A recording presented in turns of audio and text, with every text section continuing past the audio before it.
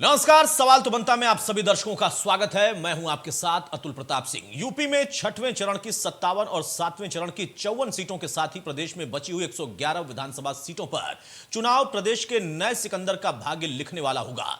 इसे ध्यान में रखकर बीजेपी, एसपी और बीएसपी और कांग्रेस ने पूरा जोर लगा दिया। प्रधानमंत्री मोदी, केंद्रीय गृह मंत्री अमित शाह, रक्षा मंत्री राजनाथ सिंह और भाजपा अध्यक्ष जेपी नड्डा के साथ ही केंद्रीय मंत्रिमंडल के नेताओं ने पूर्वी उत्तर प्रदेश का रुख कर लिया है। समाजवादी पार्टी के अध्यक्ष अखिलेश यादव, कांग्रेस महासचिव प्रियंका गांधी ने भी पूरी ताकत झोंक रखी है। कांग्रेस के रणनीतिकारों को इन दोनों चरणों में दर्जन भर सीटें जीत लेने का भरोसा है, जबकि बसपा प्रमुख मायावती के लिए भी यह चरण काफी अहम होगा। छठवें और सातवें चरण में 19 जिलों की जिन 111 सीटों पर चुनाव होना है, उसमें 2017 में बीजेपी गठबंधन को 85 सीट पर जीत मिली थी। लेकिन 2022 में बदले सियासी समीकरण को देखते हुए पूर्वांचल पर अब सभी दलों ने अपना जोर लगा रखा है। अखिलेश, ओम प्रकाश राजभर को साथ लाकर पूर्वांचल को साधने में लगे हैं, तो वहीं बीजेपी पूर्वांचल की धरती पर प्रधानमंत्री नरेंद्र मोदी को उतारकर सियासी माहौल को अपने पाले में लाने की कोशिश कर रही है। उत्तर प्रदेश में दोबारा सत्ता पाने के लिए बीजेपी पूर्वांचल पर अपनी पकड़ को मजबूत रखना चाहती है। अब ऐसे में पीएम मोदी 2017 की तर्ज पर अपने सियासी दुर्ग पूर्वांचल को बचाने के लिए काशी में कैंप करने की रणनीति बना चुके हैं। हालांकि इस बार सुभाषपा, स्वामी प्रसाद मौर्य, दारा सिंह चौहान के सपा के पाले में जाने से बीजेपी नई रणनीति के साथ मैदान में उतर रही है। बीजेपी ने निषाद पार्टी से हाथ मिलाकर राजभर की भरपाई करने का दांव चला है। छठवें चरण के लिए अब चुनाव प्रचार का शोर भी थम चला, लेकिन सवाल यह है कि पूर्वांचल में किसका उदय होगा, किसकी रणनीति धारदार होगी और कौन किस पर प्रहार कर पाएगा राजनीति के इस दांवपेच के पूरे युद्ध मैदान में।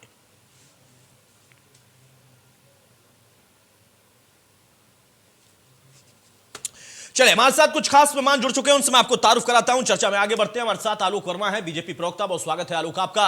मनोज मिश्रा हमारे साथ, वरिष्ठ पत्रकार भी, बहुत स्वागत है मनोज भाई आपका। और दिलीप यशवर्धन साहब हैं, राजनीतिक विश्लेषक, बहुत स्वागत है दिलीप जी आपका।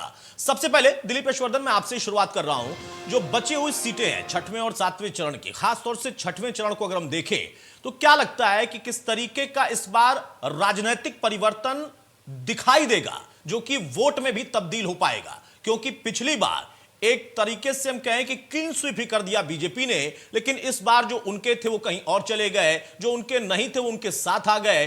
रणनीति जो है, लेकिन उस रणनीति को असल में मतदाता के लिहाज से समझे तो कैसी है?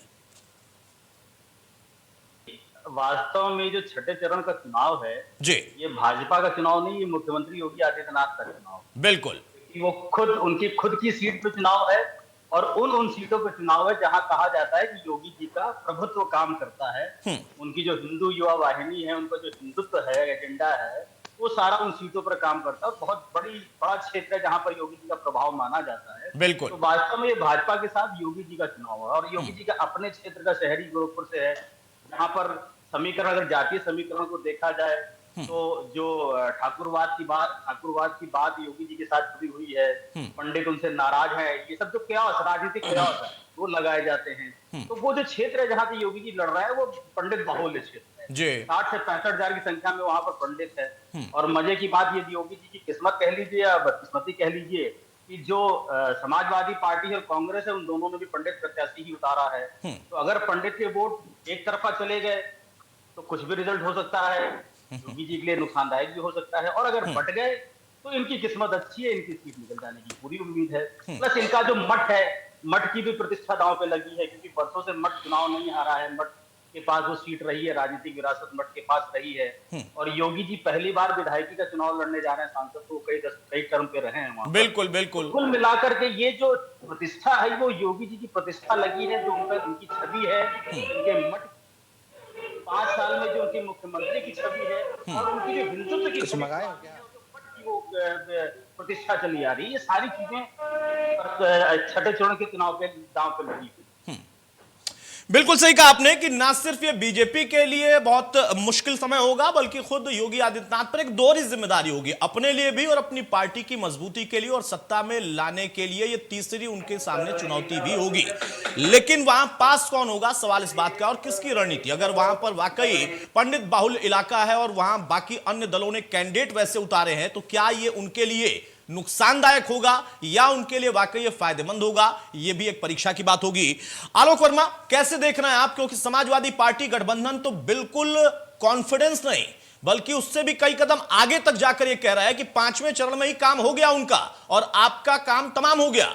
लेकिन अब यहां पर जब करहल की बात होती थी तो अखिलेश के लिए आप कहते थे कि वो हार रहे हैं, गोरखपुर अगर बात होती है तो वहां अखिलेश की रैली में बम्पर भीड़ आती है। आपको लगता नहीं है कि यहां चुनौती इतनी आसान नहीं है?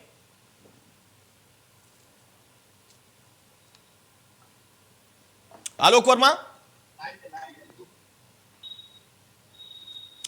शायद मेरी आवाज उन तक नहीं जा रही है। मनोज जी, आप तक मुझे सुन पा रहे हैं? जी जी, तो बताएं। मनोज जी, जो दिलीप यशवर्धन साहब कह रहे हैं, बात में तो दम है कि हां ये परीक्षा योगी आदित्यनाथ के लिए है, क्योंकि उनके ऊपर अपने आप को भी मैदान में मजबूत रखने की जिम्मेदारी और पार्टी को ज्यादा से ज्यादा उस जगह पर, उस पूरे बेल्ट में सीट हासिल हो, ये दोहरी जिम्मेदारी है। अतुल भाई, बिल्कुल मैं सहमत हूं दिलीप जी की बातों से और उसके आगे की बात में बढ़ाना चाहूंगा जी। दरअसल क्या है कि छठा चरण योगी और 7वां चरण मोदी, ये इसलिए हम कह सकते हैं कि छठे चरण का जो चुनाव है 3 मार्च को, वो गोरखपुर है और 7 मार्च को बनारस है।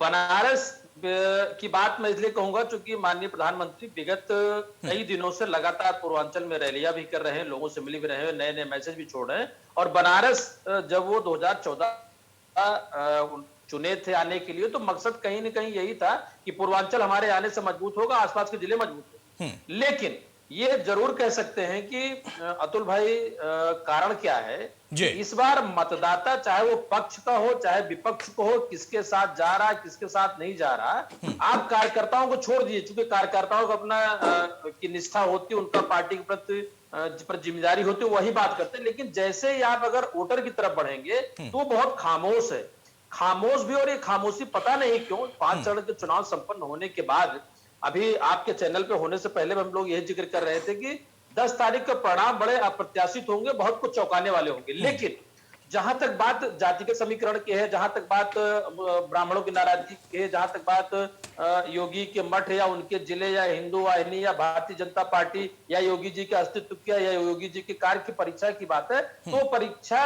सच में पश्चिम से, अवध से बुंदेलखंड होते हुए जब चीजें पूर्वांचल में जाती हैं, क्योंकि पूर्वांचल कहीं ना कहीं भारतीय जनता पार्टी से पहले वो चाहे अखिलेश हो, मुलायम सिंह हो या अन्य पार्टियों के साथ भी रहा, और वहां बराबरी का दर्जा था 2017, 2019, 2014 से पहले।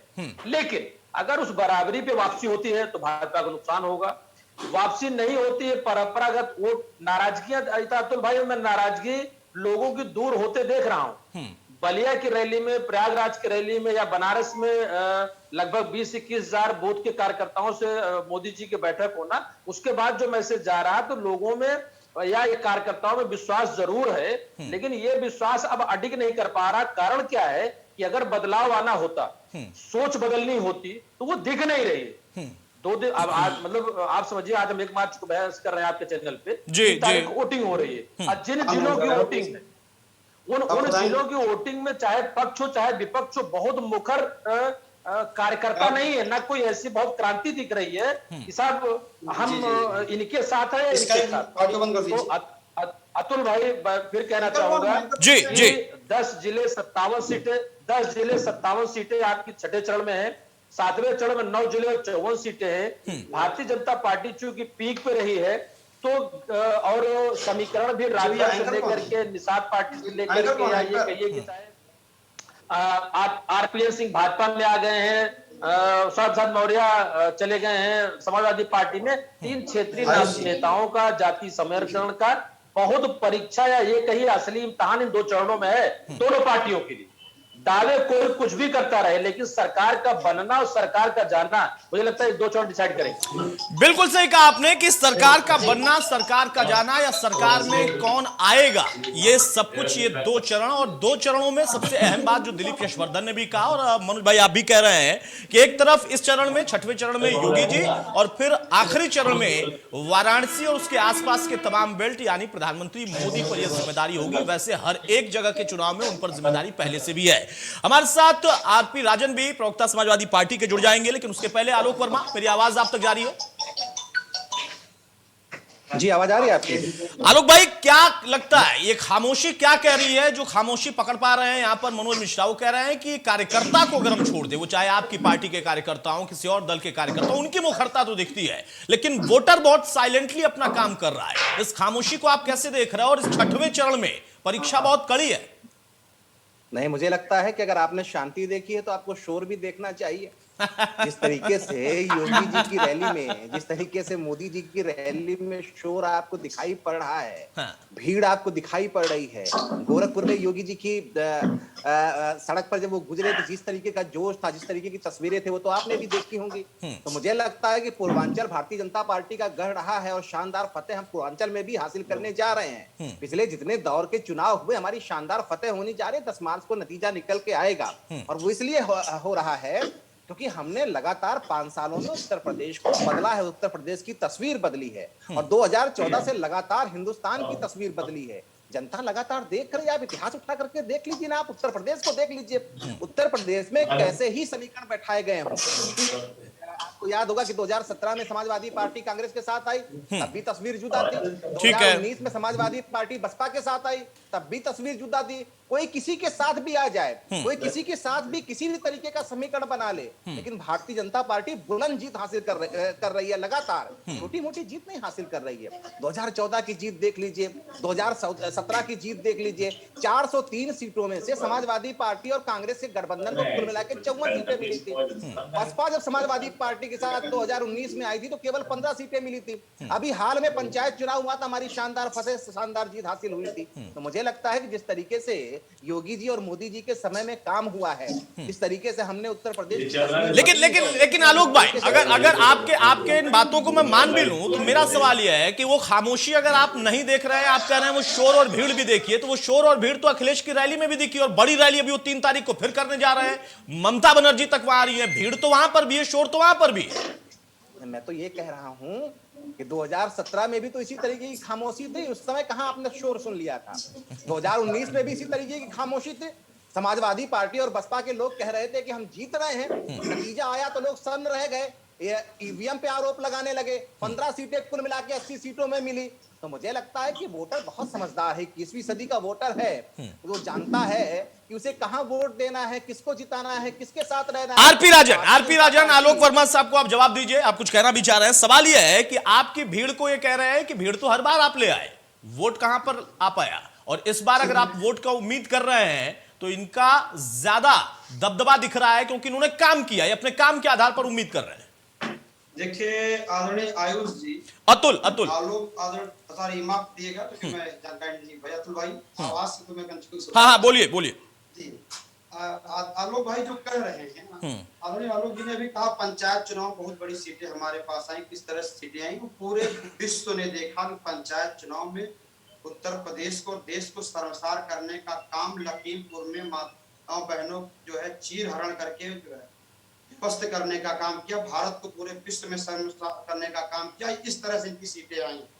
और आज आपको बता दूं, ये भारतीय जनता पार्टी के खेमे में इतनी हताशा और निराशा है कि फाजिल नगर विधानसभा में माननीय मंत्री, पूर्व मंत्री स्वामी प्रसाद मौर्य जी चुनाव लड़ रहे हैं। उनके काबिले पर आज भारतीय जनता पार्टी के प्रत्याशी के गाड़ी का जो है वाहन परमिट पास लगी हुई गाड़ी से उनकी हमलावर आते हैं, गिरोहबंद हमलावर आज हमला करते हैं, उनकी कई गाड़ियां तोड़ दी जाती हैं। 5000 नंबर की उनकी गाड़ियां थी तो 30-35 गाड़ी तोड़ दी गई। 2 दर्जन से अधिक कार्यकर्ता घायल हो गए। तो ये हमले बता रहे हैं, ये हार की हताशा है। भाजपा के खेमे में बहुत बड़ी निराशा है, ये निराश हो चुके हैं। अगर भीड़ मानक है इनका कि माननीय मोदी जी की रैली भीड़ आती है तो उससे अगर तो सरकार बनती है, तो आदरणीय श्री अखिलेश यादव जी की तो ऐसी लोकप्रियता है कि 2:30 बजे रात पर वो जब एक्सप्रेस वे पर लौट रहे थे तो लोग 50,000 से 1 लाख से अधिक लोग स्वतः बिना किसी के बुलाए रात में 2:30 बजे शीत में ठंड में खड़े होकर वेट कर रहे थे अपने नेता का। तो इतनी लोकप्रियता अखिलेश जी की है। आज उत्तर प्रदेश योगी जी की सरकार की निरंकुशता और क्रूरता को जो देखा है, झेला है, माताओं बहनों की जो सुरक्षा का लेकर के लखीमपुर वाले मामले को आप बताइए किस तरह की सीटें आई। लोग देखे हैं भारतीय जनता पार्टी का सुपड़ा साफ हो चुका है पिछले 6 चरणों में से। अब 2 चरण बचे हैं। इस तरह जो हमले कर रहे हैं उससे, जिस तरह से पिछड़े और दलित के नेता स्वामी प्रसाद मौर्य पर हमला हुआ है, ये आसान बात नहीं। चुनाव आयोग भी फेल हो चुका है, चुनाव आयोग क्यों कार्रवाई नहीं करता और क्यों प्रत्याशियों पर हमले होते हैं? अगर ऐसा हुआ तो जांच करके कार्रवाई करें। तो ये सब चीजें ठीक नहीं है। लोग आलोक वर्मा जवाब देंगे। वो कह रहे हैं कि आप भीड़ का शोर सुन रहे हैं और वो वहां पर हमलों का जिक्र कर रहे हैं कि आप बौखलाहट में आपके कार्यकर्ता हमला कर रहे हैं। ये बौखलाहट क्यों है? इस पे कॉपीराइट तो उनका है, हमला करने में, कराने में, गुंडों पे, माफियाओं पर, इन पर तो उनका कॉपीराइट है। इस पर हम हमारा कोई स्पेशलिस्ट, इस पे हम विशेषज्ञ नहीं हैं। मुझे लगता है कि वो अच्छी तरीके से जानते हैं वो क्या कर रहे हैं क्या नहीं कर रहे हैं, क्योंकि उनको पता है। आलोक जी, मैं खुद फाजिल नगर में था जहां हमला हुआ है। भारतीय जनता पार्टी के अरे रुक जाइए, परमिशन लगी गाड़ी साहब थी, जवाब, अरे जवाब परमिशन थी, भैया, आपका परमिशन इतिहास, गाड़ी से लोग ईंटें गट्टे अरे लाके आपका आए थे, हमले इतिहास किए गवाह हैं। है। मौजूद था मुजफ्फरनगर दंगे का आपका इतिहास रहा मैं है। वही मौजूद था। कौन नहीं अरे जो जानता करार है कि उस पे उसके बात पीछे करो, कौन लोग जो थे, किस करार तरीके है के उस पे चेहरे बात थे। करो, उस पे जवाब नहीं मथुरा आपके में पास, उस पे आपका जवाब दे नहीं इतिहास रहा पाओगे। है। जो हमले मथुरा करा में है उस पे जवाब नहीं दे पाओगे। कौन जवानी कौन स्वयं बड़े मुखर्जी चेहरे पर जो हमला हुआ है, अरे चुनाव आयोग साहब, का भी फेल्योर मैं तो कहूंगा इसके अब माध्यम आप से। अगर इस तरीके आप से उस पे बहस जवाब क्यों नहीं करेंगे, देते? आप बताइए, अगर उस इस पे जवाब तरीके नहीं की दोगे। बहस करेंगे तो बहस नहीं हो सुनिए सुनिए, आरपी राजन सुन लीजिए फिर बोल लीजिएगा। आलोक वर्मा जवाब दे रहे हैं आपको, सुन लीजिए फिर बोल लीजिएगा। आरपी भाई, आरपी राजन उनको बोलने दीजिए, फिर बोल लीजिएगा अपनी बारी में, आप बोल लीजिएगा। आलोक वर्मा ले लीजिए, ये तो आपका इतिहास रहा है ना, आपकी पहचान रही है। मुख्तार अंसारी तो आपके चेहरे रहे हैं ना, अतीक अहमद तो आपके चेहरे रहे हैं ना। मुख्तार अंसारी के भाई को पार्टी के दफ्तर में इस बार 2022 के इलेक्शन से पहले अखिलेश यादव ने अपनी पार्टी में शामिल कराया। जब राजभर से उनका गठबंधन हुआ तो राजभर मुख्तार अंसारी से मिलने गए। पर्दे के पीछे क्या साठगांठ करने गए, क्या पहचान करने गए, क्या उनके बीच में किस तरीके की बातचीत हुई, कौन नहीं जानता कि मुख्तार अंसारी पूर्वांचल के माफिया और क्या ठीक है, कर रहे ठीक है, हैं। ठीक है। आरपी राजन जवाब दीजिए। वो आपको आपका इतिहास याद दिला रहा है। आप कह रहे हैं कि हमला हुआ, वो कह रहे हैं कि हमला करने का कॉपीराइट तो आप लोगों के पास है। अतुल जी, आप बताइए, जिस मुख्तार अंसारी की जब ये बात कर रहे हैं, आदरणीय राजभर जी सरकार में भाजपा में इनके साथ मंत्री थे, तो 9 बार मिलने गए थे। तब इनके पेट में क्यों दर्द नहीं हुआ?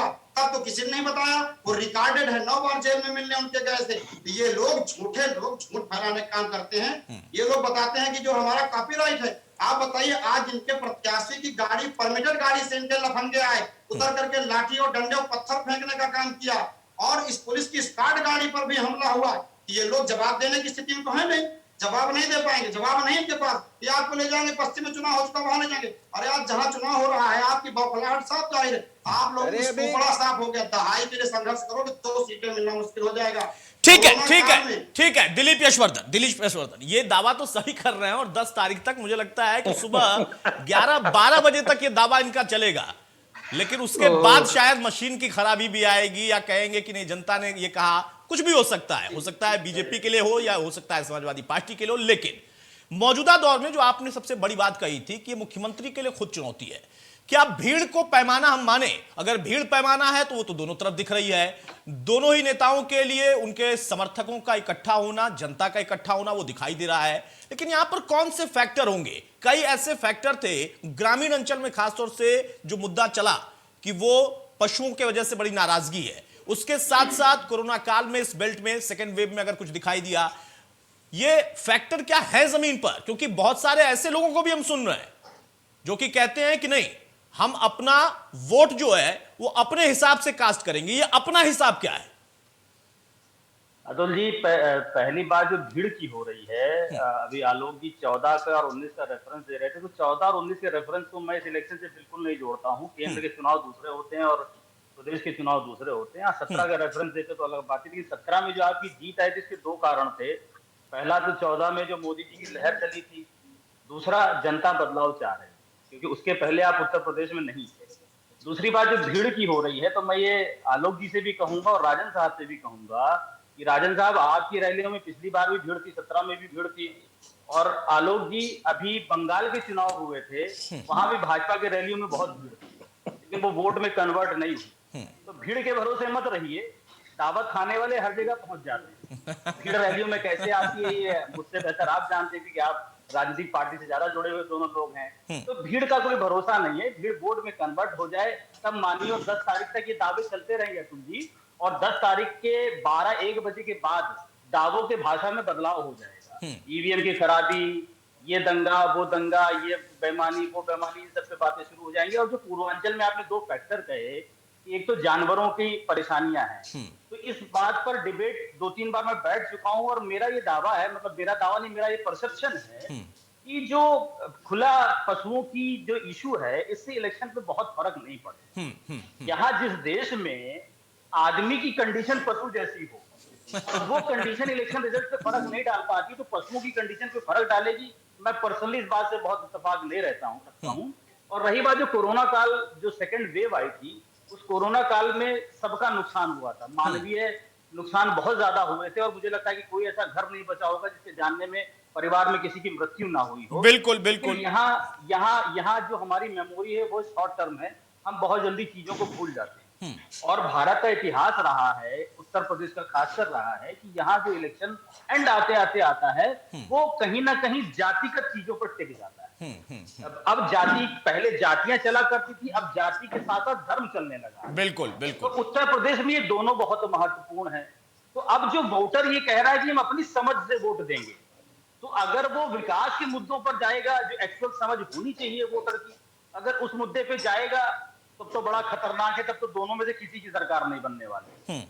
और अगर वो जातिगत मुद्दों पे चला गया, तो सरकार किसी भी तरफ पलट सकती है। अगर हिंदू मुसलमान वाला फैक्टर काम कर गया, तो जाहिर सी बात है, भाजपा की जय श्री राम है, सरकार बनेगी ही बनेगी। मुसलमान चाहे जितना पोलराइज हो जाए, अगर हिंदू पोलराइज हो गया, तो सपा की सरकार नहीं बनेगी। हिंदू न्यूट्रलाइज हो गया, मुसलमान पोलराइज हो गया, तो सपा की बल्ले बल्ले है। तो ये समीकरण आदमी क्या सोच करके वोट कर रहा है, डेवलपमेंट के फैक्टर पे वोट कर रहा है, कि सेकंड वेव में जो कोरोना काल में नुकसान हुआ था उसको सोच के वोट कर रहा है, कि एक्चुअल में देश और प्रदेश के डेवलपमेंट को सोच के वोट कर रहा है, या जो मूलभूत मुद्दे हैं, शिक्षा, सुरक्षा, स्वास्थ्य, नौकरी, बेरोजगारी, किसान, इस पे कर रहा है। तो बहुत सारे फैक्टर्स हैं। अब हर वोटर अलग अलग आइडियोलॉजी के साथ रहता है, कौन क्या करेगा 10 तारीख को हम लोग देखेंगे बैठकर। मनोज जी, जिस खामोशी का जिक्र हो रहा है उसमें आलोक भाई को शोर दिख रहा है और आरपी राजन को उनकी भीड़ दिख रही है, लेकिन वो खामोशी क्या है? क्योंकि हमने पहले भी देखा, बहुत मुखर तौर पर का जो मतदाता होता है वो अपनी बात अगर रखता है, हमने इसके पहले के कई फेजेस में देखे, तो वो अपनी बात को कैसे रख रहा? वो ऐसे रख रहा कि विकास का मुद्दा है, राष्ट्रवाद का मुद्दा है। बहुत सारे ऐसे लोग हैं वो कहते हैं कि रोजगार की बात है, इसकी बात है। उन सबके बीच में क्या बहुत ज्यादा आपको बीजेपी के लिए नुकसान होने की स्थिति दिख रही है? एक ऐसा एंटी इनकम्बेंसी फैक्टर आपको दिख रहा है सरकार के प्रति, या वो भी उतना ही है जितना की भीड़ दिख रही है? बराबर बराबर चल रहा है, भी नहीं भी है। वहां पर पशु का मामला हो सकता है भी नहीं भी है। ग्रामीण अंचल की समस्या के साथ साथ लोगों को राशन मिलना, तमाम चीजें, ये भी काम कर रहा है या नहीं कर रहा है?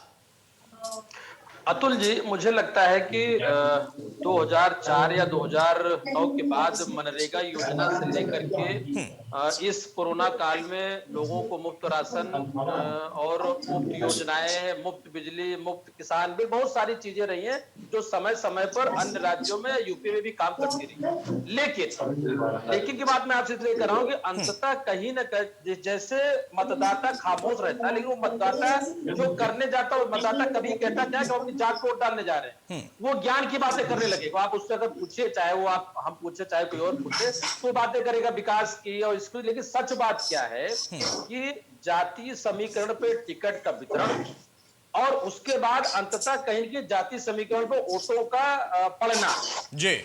लेकिन 2014, 17, 19 का जिक्र हम इसलिए नहीं भूलते हैं क्योंकि इसमें बड़े बदलाव आए हैं। बहुत सारी जातियों का वोट इधर से उधर गए हैं, या परंपरागत वोटों का ये बड़ा ध्रुव था जो भारतीय जनता पार्टी की तरफ चला गया, वापस अभी तक किसी ऐसे विधानसभा, लोकसभा चुनाव में उसका रुख नहीं दिखा है। लेकिन अभी जो भीड़ दिख रही है, चाहे जैसे योगी जी की बात आलोक जी कह रहे थे, आलोक जी बड़े मजे की बात बताएं, योगी जी पहली बार भारतीय जनता पार्टी के बैनर पर चुनाव लड़ने जा रहे हैं। भारतीय जनता पार्टी से पहले भी हिंदू वाहिनी और उनका खुद का अस्तित्व था, गोरखपुर में इससे बड़ी रैलियां निकाला करते थे और उनका अपना वजूद था, उनका अपना सिस्टम था, उनका अपना प्रबंध था और हमेशा जीतते रहे। कोई शक नहीं। अलग बात है कि ये विधायक नहीं थे, बल्कि आपको जरूरत पड़ती थी। आपके सामने जब उन्होंने अंगूठा टेक दिया, मैंने भारतीय जनता पार्टी के शीर्ष नेतृत्व उनके सामने झुकता देखा है। इसलिए योगी, मैंने शुरू में ही कहा कि छठा चरण योगी जी और 7वां चरण मोदी जी। परीक्षा इसलिए है कि मोदी जी ने बनारस को चुना है, बनारस के आसपास जिलों को चुना है, जिसका इम्तिहान 7 तारीख को होने जा रहा है। और योगी जी के कि बदली परिस्थिति में वो 5 साल मुख्यमंत्री रहे हैं, भारतीय जनता पार्टी के साथ रहे हैं, पर उनका अपना व्यक्तित्व और इतने बड़े संगठन का साथ क्या परिणाम ले आता है, क्या गुण ले आता है। लेकिन जहां तक रही बात अखिलेश यादव की रैलियों में रात भर जाकर के भीड़, तो दो बड़े गठबंधन में भले हम कांग्रेस को नकार दें, कोई सपना भी अतुल जी नहीं सोच सकता था कि मायावती और अखिलेश अगर एक साथ आएंगे तो सामने वाले पार्टी प्रत्याशी की जमानत भी बचेगी, लेकिन ऐसा नहीं हुआ। वो उतना बड़ा मत उधर नहीं गया और भारतीय जनता पार्टी दिल्ली में सरकार बनाने में, यूपी में बड़ी बहुमत में कामयाब रही। अब इस बार बदली परिस्थिति में बार बार आपसे इसलिए कह रहा हूं कि तीसरा फैक्टर नगण्य है, चाहे वो कांग्रेस के रूप में हो, चाहे बहुजन समाज पार्टी के रूप में, इसलिए परिणाम अप्रत्याशित होने की क्यों उम्मीद है। रही बात जातीय समीकरण में अतुल जी, में भारतीय जनता पार्टी की जो परंपरागत वोट है, जिसमें चाहे आप हिंदुइज्म की बात कर लिए, आप फॉरवर्ड की बात कर लिए, जिस भी मुद्दे पे हम आप संकोच करते हैं कहने में, लेकिन पार्टी के नेता, पार्टी के सिंबल और वोटर बिल्कुल संकोच नहीं करता है। बूथ स्तर पर अगर देख लेंगे तो वोट किसको कब कहां कितना किन जातियों को मिला है, पिक्चर क्लियर हो जाती है और इसी पर टिकट बढ़ता है। और रही बात आज हमले पे हम जो जिक्र कर रहे हैं स्वामी प्रसाद मौर्य पर, हमला किसी पार्टी के नेता पे हो, बुरा हो, लेकिन अतुल भाई मजे की बात जानते हैं क्या है, जब आया राम गया राम के चक्कर में एक दूसरे की पार्टी छोड़ इधर उधर आते जाते रहेंगे तो कोई पार्टी किसी चीज से अछूती नहीं रहती है, सबका असर सब पे रहता है। जैसे आलोक जी ने कहा कि भाई ये हमला करना आपका गुण है, अरे आलोक जी ठीक बात कह रहे हैं, गुण उनका है, लेकिन अब चूंकि सब में समाहित हो गए हैं, इसलिए किसका गुण कहां छूट गया ये पता नहीं। चौथे चरण, छठवें चरण में अतुल जी तो सबसे बड़ी बात है, क्योंकि भारतीय जनता पार्टी पूरी पीक पे है, 100 में 80 नंबर उसको मिले हैं। अब वो कितना बचा पाती है सरकार की पुनरावृत्ति के लिए, और वहीं समाजवादी पार्टी अपने 2012 की इतिहास दोहराने के लिए, पूर्ण बहुमत की सरकार बनाने के लिए कितना भारतीय जनता पार्टी को डैमेज कर सकती है। लड़ाई दो दलों में, दो गठबंधनों के बीच में है, यही वजह की खुलकर बहुत पिक्चर क्लियर नहीं आ पा रही। ठीक है, लेकिन इतना तो क्लियरेंस है कि लड़ाई देखिए यहां पर दो में ही दिख रही है, कोई थर्ड फैक्टर यहां पर पार्टी के तौर पर नहीं दिख पा रहा। वो भले दावा करने का अधिकार चूंकि लोकतंत्र में उनका है, वो दावा करें भी, लेकिन वैसा पिक्चर में दिख नहीं रहा। ये तो क्लियर पिक्चर है। आलोक वर्मा साहब, जब यहां पर इस बात का जिक्र होता है कि दो शीर्ष नेता, एक मुख्यमंत्री योगी आदित्यनाथ, उनका वो वर्चस्व वाला इलाका पहले से रहा है, दूसरा देश के प्रधानमंत्री और आपके पार्टी के शीर्ष नेता वो वाराणसी से सांसद हैं, वो भी रणनीति के तहत 2-3 दिन वहां पर रहेंगे, तो उसका एक असर जाता है। आपको लगता है कि हां, पिछली बार जिस तरीके से हमने देखा, वो चाहे बनारस में आना हो, वो चाहे केदार धाम जाना हो चुनाव के दौर में, और फिर उसका एक कहीं ना कहीं बड़ा असर दिखाई दिया, वो फैक्टर इस बार काम करेगा या इसके अलावा कोई एडिशनल फैक्टर भी है? नहीं, सवाल ये है कि बनारस में प्रधानमंत्री जी की मौजूदगी, आपने कहा उसका असर जाता है, उसका असर क्यों जाता है, सवाल ये है। असर इसलिए जाता है मुझे लगता है क्योंकि प्रधानमंत्री जी ने, बहुत सारे लोग अपने अपने जगहों पे चुनाव लड़ते रहे, इससे पहले भी इतिहास रहा है, लेकिन प्रधानमंत्री जी ने जो वादा किया, जो कहा, उसे किया। आज अगर बनारस की तस्वीर बदली है, आज अगर अयोध्या में राम मंदिर बनने जा रहा है, तो निश्चित रूप से ये हमारा सपना था और आज वो सपना हकीकत का रूप ले रहा है। इससे पहले भी इस तरीके की चीजें हो सकती थी।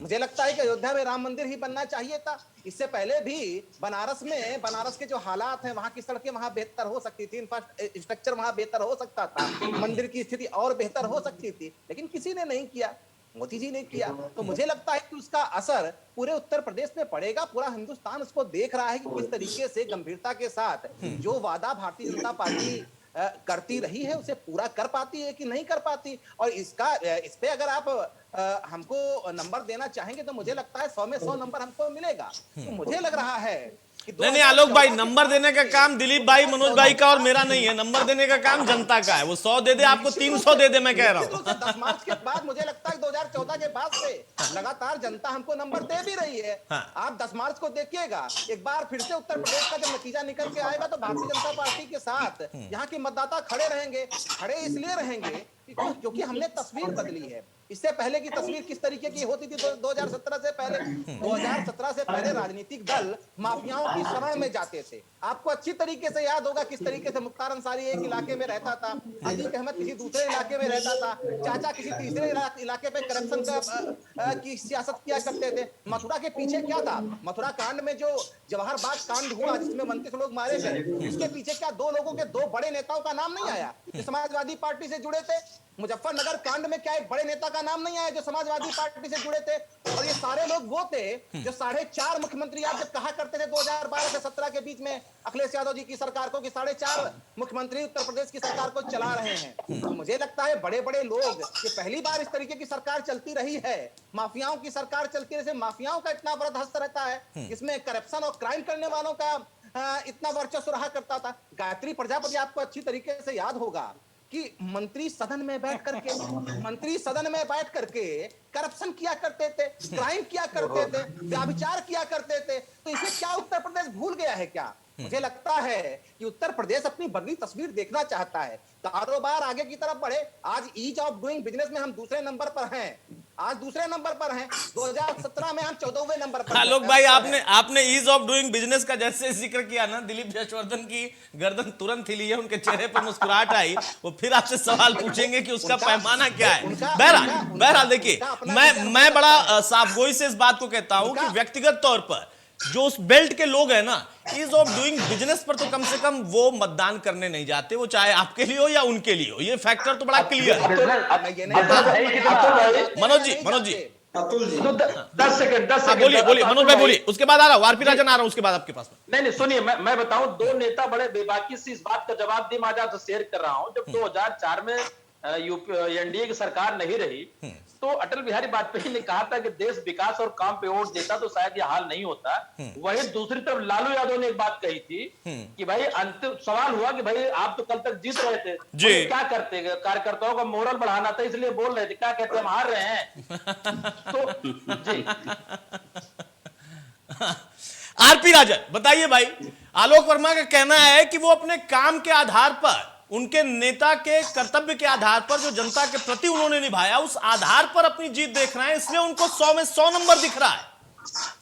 बिल्कुल अतुल जी, आदरणीय आलोक जी के काम के आधार पर तो मैं कुछ जानना चाहूंगा कि 2017 का जो संकल्प पत्र था उसमें दूसरे पन्ने पर किसानों की आय दोगुनी करने की बात कही गई थी। शायद एक नाम आज अगर भारतीय जनता पार्टी बता दे जिस किसान की आय दोगुनी की गई हो, एक नाम बता दे कितने किसानों की आय दोगुनी की गई। पहली चीज। दूसरी चीज, डीएपी खाद 50 किलो की बोरी आती थी, वो 600-700 रुपए की बोरी थी, उसके 3 गुने रेट बढ़ा दिए गए और 5 किलो की कटौती भी कर दी गई डीएपी खाद में। किसान आज करा रहा है। भारतीय जनता पार्टी के लिए छुट्टा जानवर आज कोई मुद्दा ही नहीं। लेकिन मैं आपको खुद बता दूं कि मैं जिस दिन संडे वाले दिन, रविवार वाले दिन गांव जाता हूं तो काका खेत में रहा तो जाए रात में हम खुद बैठे, जाओ आज आराम कर लो, हम बैठ रात में लेट जावे ताक लेवे। तो ये दशा है खेतों। 2:30 बजे रात में शीत में लोग जो है खेतों को ताक रहे। 4 इंच की फसल 20 दिन में होती है, छुट्टा जानवर चट कर जाते। माननीय प्रधानमंत्री जी ने अपनी जब 3 चरणों का चुनाव निकल गया तो कानपुर की रैली में खुद स्वीकार किया कि हाँ, छुट्टा जानवरों की समस्या है, उससे हम निजात दिलाने का काम करेंगे। पहली किसानों की बात। दूसरी चीज, ये वही लोग हैं किसानों के ऊपर वाटर कैनल से लाठी पानी डालने का काम, लाठी चलाने का काम, 1 साल तक अनाथों की तरह छोड़ देने का काम, किसानों को आतंकी कहने का काम करने वाले लोग। जब विधायक भारतीय जनता पार्टी के गाँव में नहीं जा पा रहे थे प्रचार प्रसार करने, लोग गाँव से विरोध कर रहे थे, तब लास्ट में जो है काले कानून वापस लेने का काम किया इन लोगों ने। बाद में कहा कि हम समझा नहीं पाए। ये तो वह लोग हैं कि जब लगता है कि हम नहीं जा पाएंगे तब कहेंगे माफी मांग। थार गाड़ी से गृह राज्य मंत्री के बेटे ने किसानों को किस तरह से कुचलने का काम किया, उस पर किसी भी नेता ने एक शब्द नहीं बोलने का काम किया। आंदोलन के दौरान 7.25 से 750 जब किसान शहीद हो गया, उस पर किसी भी भारतीय जनता पार्टी के एक नेता ने नहीं बोला। लखीमपुर घटना में जिस तरह से हुआ, किसी ने नहीं बोला। अभी आलोक भाई कह रहे थे, बहुत सारे नाम लेना शुरू कर दे, तो मैं पूछना चाहता हूँ कि शाहजहांपुर में एक बाबा जी हैं जो बच्चियों से तेल मालिश करवाते हैं, उनका नाम क्या भूल गए? किस तरह से बचाया जा रहा था? उन्नाव घटना में किस तरह से बचाया जा रहा था, क्या भूल गए क्या? तो अपनी चीजें तो ठीक है। दूसरे का आपको नाम, मुझे न्यायालय पर पूरा भरोसा है, न्यायालय जो कार्रवाई करेगा उसे समाजवादी पार्टी स्वीकार करेगी। ठीक है। भारतीय जनता पार्टी को भरोसा नहीं है, माननीय मुख्यमंत्री जी अपने मुकदमे वापस ले लेते हैं, उप मुख्यमंत्री जी मुकदमे वापस ले लेते हैं। इनका तो तेल समाप्त हो चुका है, डिप्टी सीएम के हेलीकॉप्टर में तेल नहीं है। आप बताइए, कल फाजिल नगर में ही गए थे, मैं वही मौजूद था, उनको 1.5 घंटे बैठना पड़ा। ये लोग पिछड़ों का अपमान करने वाले लोग हैं, उनको स्कूल पर बिठाते हैं, उनके हेलीकॉप्टर में पेट्रोल नहीं है, 1.5 घंटे 2 घंटे इस तरह से पहुंचते, तो ये बड़ी बेइज्जती कर रहे हैं। ये आपकी डिप्टी सीएम के लिए चिंता बहुत कुछ कह रही है। नहीं, ये पिछड़ों को अपमान करने का काम करते हैं। आप बताइए क्यों अपमानित करते हैं डिप्टी सीएम? अच्छा ठीक है, आलोक वर्मा साहब आपको इसका जवाब देंगे, लेकिन उसके पहले आरपी भाई आलोक वर्मा साहब इसका जवाब देंगे, उसके पहले मेरा एक सवाल। आपने पूरे अपनी बात में किसान को फोकस रखा, मैं सवाल पूछ रहा हूं, उसके बाद अपनी बात रख लीजिएगा। मेरा सवाल यह है कि आपने पूरी अपनी बात में किसान पर फोकस रखा कि किसानों के साथ इन्होंने क्या किया। चलिए मान लिया कि इन्होंने जो किया वो किया, किसान उसके लिए तय करेगा। आपने क्या किया या क्या कर देंगे, ये भी तो आपको किसान को बताना पड़ेगा ना। किसान आपके पास क्यों आएगा? बिल्कुल बिल्कुल अतुल जी, समाजवादी पार्टी किसानों के साथ पूरे तरीके से खड़ी है। नहीं, खड़े तो सब लोग हैं, किसानों के साथ कौन नहीं खड़ा है? 300 यूनिट बिजली गांव में मुफ्त मिलेगी और किसानों की सिंचाई मुफ्त होगी। हम 2 एकड़ जिन किसानों के पास जमीन है उनको डीएपी और यूरिया देने का काम करेंगे। तो किसानों के लिए समाजवादी पार्टी ने काम मतलब आप घोषणा कर रहे हैं ना, इसके पहले तो आपने किया नहीं। 5 साल आप भी सत्ता में थे, तब भी किसान यही था ना, तब भी ये समस्या थी। अब आप करेंगे, ये करेंगे वाले वादे को कितना भरोसा करेंगे, ये मैं किसान पर ही छोड़ता हूं। आलोक वर्मा पहले सुन लीजिए मैंने क्या किया है। हाँ बोलिए। भारतीय जनता पार्टी ने पूरे 5 साल में एक बार भी एसएपी नहीं बढ़ाया। समाजवादी पार्टी की सरकार में 3 बार एसएपी बढ़ा करके किसानों कितना भुगतान करने का कितना काम किया गया, किसानों को पैसा देने का काम किया गया, लाभकारी मूल्य देने का काम किया गया है। नहीं, लाभकारी मूल्य तो सभी दे रहे हैं, किसान ही है जिसको सब लाभकारी मूल्य दे रहा है। उसके बाद भी कह रहे हैं किसान सबसे ज्यादा परेशान है। किसान को समझ में नहीं आता है कि उसके साथ असल में कौन खड़ा है। सब खड़े हैं लेकिन कौन खड़ा है यही उसके समझ में नहीं आता। आलोक भाई जल्दी जवाब दीजिए। दिलीप यशवर्धन के पास जाऊं मैं। देखिए उन्होंने किसानों के लिए किया भी है और करेंगे भी, वादा कर रहे हैं, इसलिए किसान उनके साथ है। नहीं, अब इसका जवाब मैं उनको सुन रहा था, बहुत गंभीरता के साथ सुन रहा था। मुझे लगता है उनको आईना देखना चाहिए और पुरानी तस्वीर देखनी चाहिए। आपने क्या कुछ किया, जरा सा मैं बता दूं, आंकड़ों की नजर से बता दूं। आपने क्या और उससे पहले की बसपा सरकार के 10 सालों में जो काम हुआ है वो 5 सालों में हमने किया। वो आंकड़ों की डेटा के उसमें जबानी मैं आपको बताता हूं। 36,000 करोड़ कर्ज हमने माफ किया अपने 5 साल के कार्यकाल में।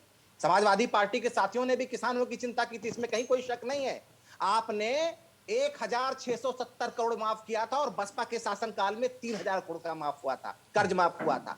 36,000 करोड़ भारतीय जनता पार्टी ने कर्ज माफ किया। और आपने कितना किया, आप अच्छी तरीके से आंकड़ा लगा सकते हैं। डेटा की समझ, इतनी समझ आपको होगी। गन्ना किसानों का भुगतान कितना किया आपने, जरा वो भी जान लीजिए। गन्ना किसानों का भुगतान हुआ भारतीय जनता पार्टी के शासनकाल में 1,57,000 करोड़ का, और आपके समाजवादी पार्टी के शासनकाल में 52,000 करोड़ और बसपा के शासनकाल में 95,000 करोड़। यानी आपके समय में, आपके और बसपा के समय में जितना गन्ना किसानों का भुगतान हुआ, उससे ज्यादा भुगतान हमने 5 सालों में किया, और उसमें आपका भी 11,000 करोड़ था। चीनी उत्पादन कितना हुआ, जरा इससे भी आकलन ले लीजिए। किसानों, आपने कहा किसानों की जेब में पैसा नहीं पहुंचा, जरा जानिए इसको भी।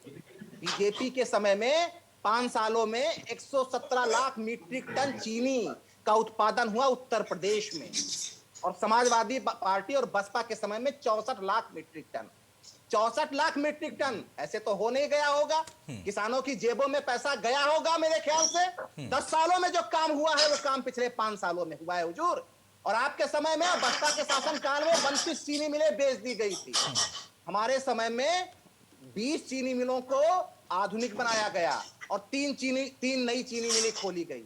तो मुझे लगता है कि जरा अगर डेटा आप समझना चाहें, बताइए भाई। डेटा के साथ उन्होंने जवाब दिया, उसके बाद मैं दिलीप यशवर्धन के पास जाऊं। आरपी राजन बहुत जल्दी से एक छोटा कमेंट, एक छोटा सा जवाब। आप बताइए ना, आपने कितना एसएपी बढ़ाया, आपने क्या रुपया एसएपी बढ़ाया, समाजवादी पार्टी के बढ़ाए एसएपी पर आप बताओ, हुजूर देने की बात कर रहे हो, क्या रुपया एसएपी आपने दे दिया? अभी आपने दे दिया, कुछ कह नहीं पाएंगे। आपके पास लफाजी के सिवा कुछ नहीं है।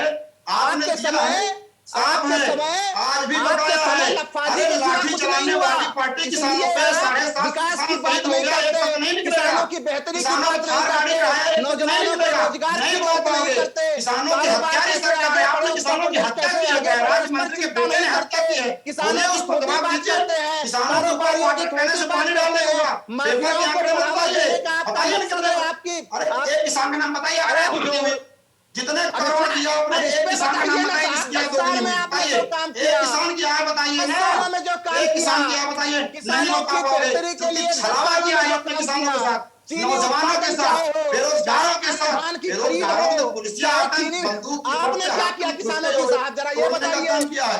ठीक है, नहीं अब बात आप जरा दोनों लोग शांत हो जाइए। अब आप दोनों लोग शांत हो जाइए। आरपी राजन, आप भी शांत हो जाइए।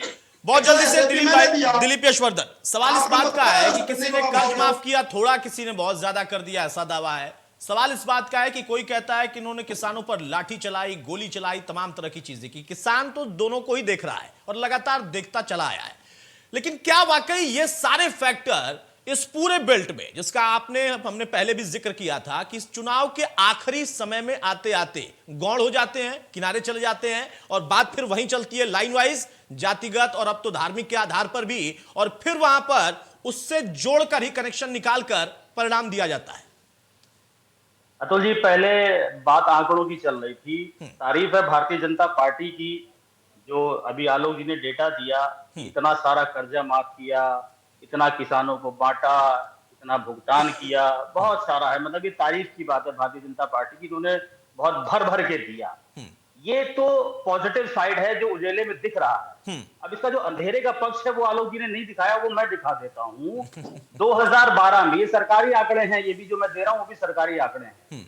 2012 में जो रेवेन्यू डेफिसिट था उत्तर प्रदेश के बजट का, जब सरकार हैंडओवर हुई थी समाजवादी पार्टी को, तो वो रेवेन्यू डेफिसिट था 69.8 बिलियन। ठीक, 2017 में जब सपा से सरकार सौंपी गई भारतीय जनता पार्टी को, तो ये डेफिसिट पहुंच गया था 202.8 बिलियन। और आज 2021 में ये डेफिसिट है 274.51 बिलियन। सोचिए कि 2012 में जो मात्र 70 था, 2021 में वो 274 पहुंच गया, 200 बढ़ गया। तो ये जो बढ़ रहा है फ्री का, इसका जो इंपैक्ट आपके फिजिकल डेफिसिट पे पड़ रहा है, जो रेवेन्यू डेफिसिट हो रहा है, वो कहां से वसूलेंगे? वो हमसे वसूलेंगे, मिडिल क्लास टैक्स पेयर से वसूलेंगे। जो टैक्स दे रहा है उसी के ऊपर और बोझा बढ़ाएंगे। इस रेवेन्यू को बढ़ाने का सोच भी तो बताइए आलोक जी। ये जो बांट रहे हैं, आप बांट रहे हैं, ये जो भी सरकार बांटेगी, मैं पार्टी विशेष की बात नहीं कर रहा हूं, ये जो सरकारें फ्री का डिक्लेरेशन देती हैं, ये डेफिसिट कहां से कवर करेंगे? एप्लीकेशन ऑफ फंड तो आपने बता दिया कि हम इतना राशन बांटेंगे, इतना लैपटॉप बांटेंगे, इतना साइकिल बांटेंगे, इतना स्मार्टफोन बांटेंगे, जो भी बांटेंगे, लेकिन जो सोर्सेस ऑफ फंड है वो कहां से लाएंगे? 70 के डेफिसिट को 10 साल के अंदर 274 पहुंचा दिया आपने, तो ये 200 का गैप कहां से लाएंगे? ये भी जरा बता दीजिएगा। अब अतुल जी, जो आपका सवाल था कि अंत में आते आते, देखिए आम जो जनता है इस देश में, मैं एक बात को हमेशा डिबेट में कहता हूं, जी जी, देश में एजुकेशन के ऊपर सरकारों, राजनीतिक पार्टियों ने ध्यान इसीलिए नहीं दिया कि अगर लोग एजुकेटेड हो जाते, लोग पढ़ लिख के समझदार हो जाते, तो ये सवाल पूछते जो भी मैंने पूछा है। लेकिन इस सवालों का ना किसी को ध्यान है, ना राजनीतिक पार्टियां इनको कहीं पर्दे पर लाना चाहती हैं। एक बजट आ जाता है, बजट का मोटा मोटा, चाहे वो सेंट्रल का बजट हो, स्टेट के बजट को तो कोई देखता नहीं है। सेंट्रल के बजट को बहुत हाईलाइट कर दिया जाता है कि साहब ये हमने कर दिया, ये हमने कर दिया, ये हमने कर दिया। लेकिन उसके साथ जो प्रोविजो लगे होते हैं फाइनेंस बिल में, वो प्रोविजो को जब आप ध्यान से पढ़ लीजिए तो आपको पता चल जाता है कि जो दिखाया जा रहा है कितना फायदेमंद है, एक्चुअल में वो नेगेटिव में होता है। और हर साल का फिजिकल डेफिसिट जो है वो बढ़ता चला जा रहा है। खैर सेंटर की बात नहीं हो रही है, वरना भी मैं सेंटर के आंकड़े करता, और इन्हीं के बजट जो अभी सत्र में पेश किए गए थे संसद में, सीतारमण जी ने किया था, उसका दिखा था कि हर साल इस देश पर कर्जा बढ़ता जा रहा है और उस पर देने वाला इंटरेस्ट बढ़ता जा रहा है।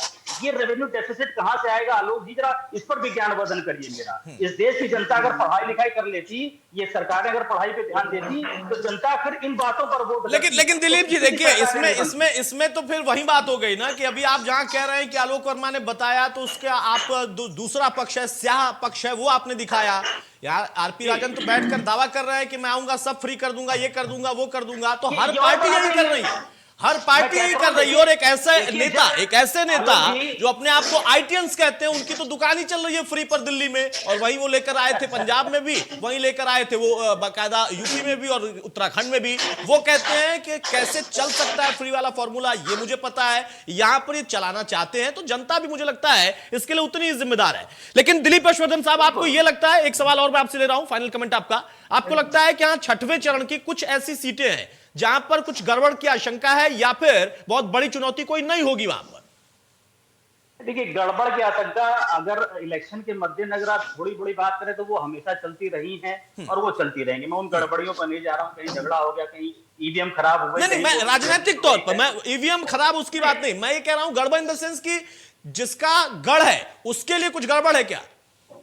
हाँ, देखिए, जैसा कि ब्राह्मणों की नाराजगी की बात जो कही जा रही है, पिछले कई बार से समाजवादी पार्टी ने इसको बहुत बढ़ा चढ़ा के बताया है कि ब्राह्मण भारतीय जनता पार्टी से नाराज है, और इस नाराजगी को प्रोपेगेंडा देने के लिए इन्होंने एक हिस्ट्री शीटर, एक माफिया का सहारा लिया। विकास दुबे जिसका इनकाउंटर हुआ था, उसको प्रोजेक्ट करके उसको हीरो बना करके जताने की कोशिश करी। मैं एक डिबेट में बैठा था जहां पर समाजवादी पार्टी के प्रवक्ता बैठे थे, उन्होंने गिनती से उन लोगों के नाम बताए कि इनका इनका इनका इनका इनका इनकाउंटर किया गया, और इत्तेफाक से वो सारे पंडित थे। वो इत्तेफाक नहीं था, वो इत्तेफाक कराया गया था, ये शो करने के लिए, ये प्रोजेक्ट करने के लिए कि भारतीय जनता पार्टी पंडितों की दुश्मन है। तो अगर ये प्रोपेगेंडा काम कर गया तो फिर हो सकता है कि मुख्यमंत्री जी की सीट भी खतरे में पड़ जाए, क्योंकि सबसे ज्यादा बाहुल्य वहां पर 60 से 65,000 ब्राह्मणी है, और जो ठाकुर है वहां पर वो जज साहब है। और ब्राह्मणों का वोट, क्योंकि जो समाजवादी पार्टी की कैंडिडेट हैं वो ब्राह्मण भी हैं और वो पुरानी भाजपा की पत्नी भी हैं। बिल्कुल, दोनों फैक्टर काम कर रहे हैं। ठीक है मनोज जी, 1 मिनट आपके पास, बहुत जल्दी से फाइनल कमेंट इतना ही, यही बात कि सीटें जो हैं वो आपको कहीं फंसती दिख रही हैं, क्योंकि बीजेपी के पास घटने जैसी स्थिति हो सकती है, समाजवादी के पास तो सिर्फ और सिर्फ बढ़ने जैसी स्थिति है। नहीं, अतुल जी, मैं फिर कहना चाहूंगा कि जितने बड़े नेता हैं या जो मंत्री या बड़े मंत्री रहे, या जैसे अभी आपने गोरखपुर को लेकर सवाल किया, लगभग सारे बड़े नेताओं ने अपने फेवर में बिसात बिछा रखी, उनको कहीं कोई खतरा नहीं है। अकस्मात तो चुनाव है, कुछ भी हो सकता है। अगर हेमंत नंदन बहुगुणा हार सकते हैं चुनाव, तो परिणाम तो कुछ भी हो, एक अलग बात हो गई। लेकिन जो आपका मूल सवाल था कि साहब छठे और सातवें चरण में बीजेपी का नुकसान हो सकता है क्या या कितना, तो देखिए, बीजेपी का नुकसान की बात मैं फिर इसलिए कहना चाह रहा हूं कि परिस्थितियां बदली हुई हैं, मुद्दे बदले हुए हैं। और अतुल भाई, जैसे विगत 15-16 सालों हम लोगों ने, चाहे विधानसभा चुनाव चाहे लोकसभा चुनाव, कई क्षेत्र ऐसे होते थे, कई बूथ ऐसे होते थे जहां पर कांग्रेस का बसपा नहीं दिखता था। तो 4-5 विधानसभा में ऐसा हुआ कि आपके चैनल के वहां पे प्रतिनिधि थे और उन्होंने भी देखा कि बसपा का बसपा नहीं लगा हुआ था। ये कुछ कारण ऐसे आपको नजर आएंगे चुनाव परिणाम में, जो आमने सामने की बात है। भारतीय जनता पार्टी को 325 बचाने के लिए या पूर्ण बहुमत का इतिहास दोहराने के लिए अब कड़ी टक्कर कहीं न कहीं समाजवादी पार्टी दे रही है। लेकिन चूंकि आंकड़े में बड़ा डिफरेंस है, चाहे वो 47 से 202 जाना हो, चाहे 325 से 202 के नीचे आना हो, लेकिन पूर्वांचल दो चुनौती है, दो प्रमुख नेताओं की, योगी जी की। ठीक है आलोक वर्मा, बिल्कुल एक लाइन का जवाब, क्योंकि मेरे पास समय नहीं है, सिर्फ एक लाइन का जवाब। आपको लगता है कि जो पिछला फिगर था वो मेंटेन रहेगा या उससे भी ऊपर? बिल्कुल शानदार फतेह हासिल हम करने जा रहे हैं। जिस तरीके से 2014 का इतिहास 2019 में दोहराया गया, बिल्कुल वही कुछ 2017 का इतिहास। ठीक है, आरपी राजन आपकी क्या उम्मीद है? देखिए अतुल जी, जो चुनाव हो रहा है महंगाई, बेरोजगारी और किसान के मुद्दों पर है, इन्हीं पर होगा। और भारतीय जनता पार्टी का सफाया हो रहा, समाजवादी पार्टी की पूर्ण बहुमत की सरकार बनेगी। 10 मार्च को सबके सामने आ जाएगा। मैं इंडिया न्यूज के माध्यम से कह रहा हूँ। ठीक है, इंडिया न्यूज के माध्यम से आप कह रहे हैं, तो 10 तारीख को हम लोग बैठकर इस पर चर्चा करेंगे। वैसे ये जो महंगाई, बेरोजगारी और तमाम जो मुद्दे ना, ये तो हर चुनाव में यही मुद्दे होते हैं, कोई और मुद्दे नहीं होते हैं। बहुत शुक्रिया दिलीप जी आपका, मनोज जी आपका, आरपी राजन आपका, आलोक भाई आपका भी। तो मौजूदा दौर में अब 2 ही चरण बाकी हैं और बहुत अहम होते हैं, वो चाहे प्रधानमंत्री मोदी के हिसाब से या मुख्यमंत्री योगी आदित्यनाथ के हिसाब से, क्योंकि दोनों ही जगह, वो पूरे इलाके को अगर हम समझें तो ये दोनों ही वहां पर प्रभाव डालते हैं, डाल सकते हैं। लेकिन गठबंधन इस प्रभाव को कितना कमजोर कर पाएगा, कितना ज्यादा इसको चैलेंज दे पाएगा, ये देखना होगा, इसके लिए इंतजार करना होगा। नमस्कार।